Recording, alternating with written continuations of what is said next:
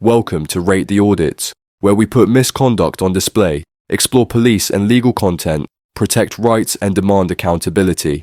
This episode is brought to us by Colin Johnson. Be sure to check the link below and subscribe to his channel and give him the credit he deserves. In this episode, Auditor Colin is filming from a public pavement when an officer approaches with an attitude that's anything but professional. At first, it's just tension. But the moment Colin asserts his rights and tells the officer to back off, everything escalates. Suddenly, it's threats of arrest, demands for ID, and a complete disregard for the law. This officer 100% abused his power just because his ego couldn't handle it. I'm not your mate. Because that's what you're filming for? No. Huh? No, you can't. I'm just talking to you. You're That's not. what you're filming these buildings for? You're not just talking to me, I don't want to talk to you. Okay, well, why are you filming in this public place?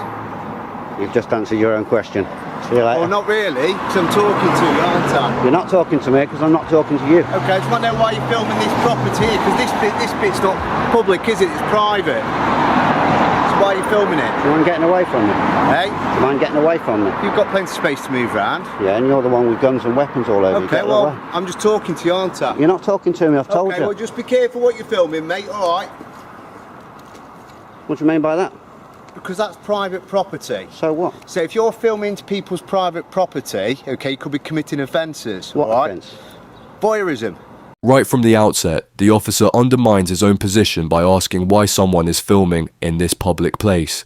As the auditor correctly points out, the question answers itself. Filming in a public space is perfectly lawful, but the situation turns from questionable to outright ridiculous when the officer claims the auditor could be committing voyeurism. Not only is this a serious accusation, it's completely misplaced. Voyeurism, under Section 67 of the Sexual Offences Act 2003, refers to observing or recording someone involved in a private act, in a private setting, without their consent. Here, the auditor is filming the exterior of a business premises, visible to anyone walking by, not a private home, and certainly not a private act. To even suggest this amounts to voyeurism shows either a shocking ignorance of the law or a deliberate attempt to intimidate someone doing something perfectly legal. If you're filming into someone's private property, I don't think it's funny, because you're alarming people in this area, aren't you? There's members of the public that are getting quite alarmed by your filming. Don't make anything up here. I'm not making anything up. There's members of the public getting alarmed by your filming. You're filming in a public place at other people's property. So they're getting quite concerned about it. And so it's, maybe not, asking you it's not against the law. I haven't broken any laws. Now once again, get lost. Don't tell me to get lost. Alright, I'm in a public place, you don't speak to me like that. The irony couldn't be more blatant or more embarrassing. The very same officer who's trying to police and criminalize the auditor for filming in a public place suddenly wants to assert his own right to be in that public space the moment he's told to get lost. You can't have it both ways. Either we all have equal rights in public spaces or we don't. And when officers abuse their position while simultaneously trying to claim those same rights for themselves, they only expose the weakness of their own argument and the strength of the auditor's stance. Okay, so if you're going to speak to me like that, that'll be classed as antisocial behaviour, won't it? Right, there's no good outcome of me talking to you, so I'm not going to be talking to you. Well, I'm talking to you. So now you're committing antisocial behaviour, I want your name and address. You can film me, mate. You've committed antisocial behaviour. You can stay there now. Behaviour? Telling me to get lost, filming like that, and you're alarming members of the public. Under Filming Section like 50, what? What filming have you under seen Section 50, the Police Reform Act What filming have you seen me 2002, do? are required to give me your name and address. What film have you seen? What Under film have you Section seen me do? 50, under Section 50 of the Police Reform Act 2002, I'm requiring you to give me your name and address. If For you what refuse purpose? to do so, For what purpose? I've just told you. What do you if you want my refuse to details do for? so, because you're committing antisocial behaviour in public, mate. Invoking Section 50 of the Police Reform Act 2002, the officer claims that the auditor saying "get lost" constitutes antisocial behaviour and demands his personal details. This is a textbook example of how some officers distort legislation to suit their agenda.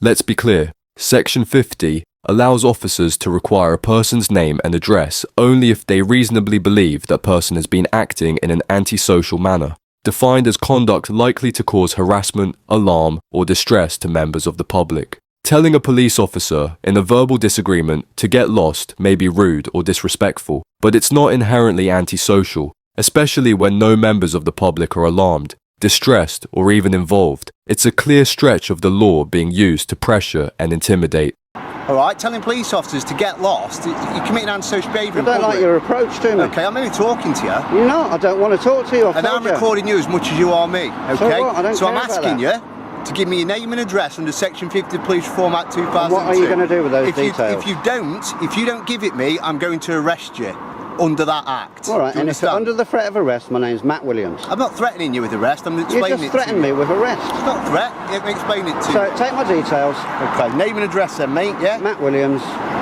Is it Matt or Matthew? Matthew, 1T or 2? 2, Williams. Is it Williams? yes. How can you regard me taking a video from a public street Because when I've tried to speak as to you- antisocial when I've behaviour? tried to speak to you, you've told me to get lost. I've told you you've been rude. multiple times I didn't want to talk to your you. camera, alarming members of the public. There's people over there looking at you, and you're filming people, so you're causing harassment. Are you alarm, saying and they're alarmed? distress, Are okay? those people alarmed? So you are causing Are harassment. those? I'm Are you I'm talking seriously to you. telling me I'm those talking people to are you. alarmed? You can film me all you like, mate. Are you all right? seriously telling me those people over there are alarmed? You're concerning people, and you're pointing it at a busy road. So what? When pressed by the auditor, he suddenly pivots and claims that the filming is alarming members of the public. But let's be clear, these members of the public he's referring to are just arriving and silently entering the building. No one stops, no one complains, no one even reacts. The officer is using their mere presence as a convenient prop to fabricate grounds for a Section 50 demand. The officer knows there's no actual offence, so instead, he starts pretending others are somehow impacted. And when that still isn't enough, he pulls the most generic justification of all. You're filming a busy road, as if that, by itself, was somehow threatening. This tactic is manipulative, and it completely undermines the principle of evidence-based policing. I'm pointing it at a It's not busy road. acceptable What's to be the telling offence police in officers that? to get lost, is it? Well, I told you not to talk to me in the first place, yet you persisted and harassed me. I have to, don't I? It's not harassment, mate, is it? No, When I'm don't investigating call me what's mate, going I am on. not your mate. It's a colloquial term. No, it ain't. Not with me, it ain't. Do you have any identification on you? No, Have you got anything where I can prove your identification? no. Well, I don't know you are who you say you are then, do I? So how can I clarify you are who you say you are? How can I clarify that if you've got no ID on you? You've not got a bank card or anything like that? I'm not obliged to carry any ID, am I? No, you're not, but I need to confirm you are who you say you Well, are. I've just told you who I am. What's come up on your computer there? On my computer, lots and lots of Matthew Williams. At my address. Not at your address, at lots of different addresses. I can't find one at your address right now because it's come up with lots and lots of different ones. If you give me a date of birth, I might be able to find you a bit quicker. You've made up an absolute load of rubbish here. I haven't, mate. have. It's all recorded. Me, video recording on a street, filming that interesting building over there is not antisocial That's fine. behaviour. It is the way you've spoken to me though, isn't it?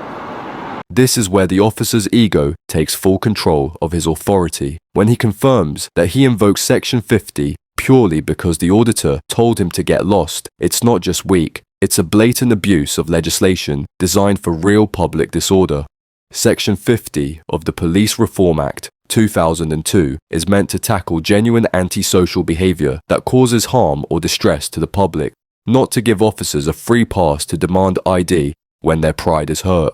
If saying get lost is now classed as criminal behaviour worthy of ID demands and threats of arrest, then we're not talking about law enforcement anymore. We're talking about authoritarianism.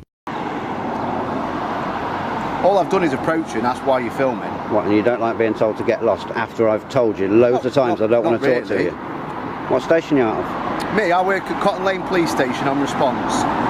Okay, mate, let's have a look. No, don't call me mate. Okay, you just called me mate a minute ago. You said you don't like that term, but you've just used it. When did I call you mate? Just now. Just now when you pointed down there, you called me mate. So it's kind of contradictory, isn't it? Well, don't call me mate.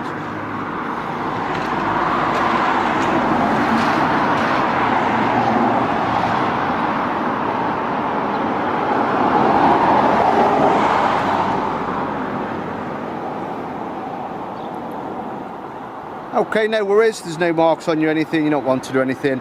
All I'd ask is just be, you know, when people are driving traffic around on a busy road and that's actually a private building, just be careful where you're filming. If you want to film in public, that's fine, okay? But pointing your camera No, into it's a private obviously not building, fine because you come okay. sticking your nose into what I'm doing. You're being rude again, aren't you? There's no need to be rude, I'm only talking to Well, you you. don't need to tell me. Stop getting all aggressive then. The officer's response here is loaded with contradiction and arrogance. After approaching unprovoked and escalating the situation, he tries to downplay his own aggression by saying, "You don't need to be rude, I'm just talking to you." But let's be honest, this wasn't a polite chat. He inserted himself into a lawful activity, projected suspicion without cause, and treated the auditor's basic right to film like a threat. When the auditor pushes back, and rightfully so, given the context, the officer suddenly plays the victim. It's a classic deflection tactic. Provoke a reaction, then scold that reaction to regain control. What makes it worse is the irony. The officer had no issue being hostile and confrontational himself, yet the moment he's told to back off, it's, "Why are you being rude?"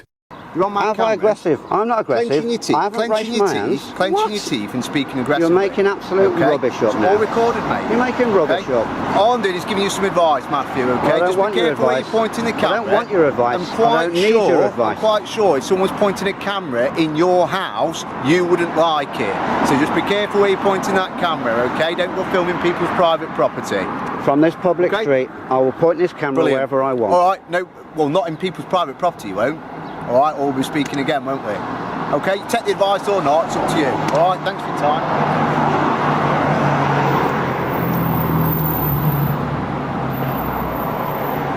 The officer's final attempt to justify his actions, claiming that someone pointing a camera into your house would be upsetting, is not just flawed reasoning, it's a ridiculous and desperate comparison. The auditor wasn't filming into anyone's private residence. He was standing on a public pavement, filming the exterior of a commercial building. There's a huge legal and ethical difference between peering into someone's private home and filming a business premises from public land. In fact, the law explicitly protects the right to record anything visible from a public place, and the officer knows that. But instead of applying the law correctly, he chose to blur the lines in an attempt to make the auditor seem unreasonable. That kind of logic doesn't just fall flat, it exposes a dangerous mindset, and that mindset was on full display from the start of this encounter.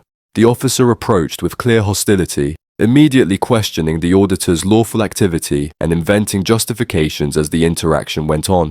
First, he tried to suggest filming on a public footpath could be voyeurism, a claim so off base it bordered on laughable. Then, when the auditor rightly pushed back and told him to get lost, the officer used that lone phrase as a basis for accusing him of antisocial behaviour. He weaponized Section 50 not because there was genuine alarm or harassment, but because his ego took a knock. The irony couldn't be more stark. When the auditor told the officer to get lost, the officer responded, "I'm in a public place, I don't have to." Yet somehow, that same officer believed the auditor didn't have the same right to stand in that public space and record. It's a double standard. One rule for them, another for the public. And let's not forget the officer's claim that members of the public felt alarmed.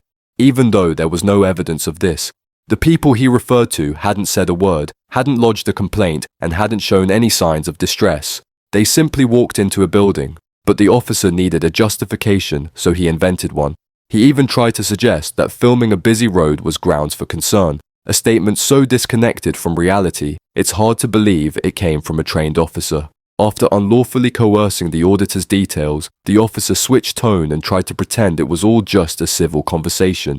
This wasn't professionalism, it was manipulation. Gaslighting someone into compliance after abusing their rights doesn't undo the violation. In the end, this interaction was a total failure of proper policing. From false accusations to legal misinterpretations and blatant misuse of power, this officer embodied exactly why public trust in policing is being eroded.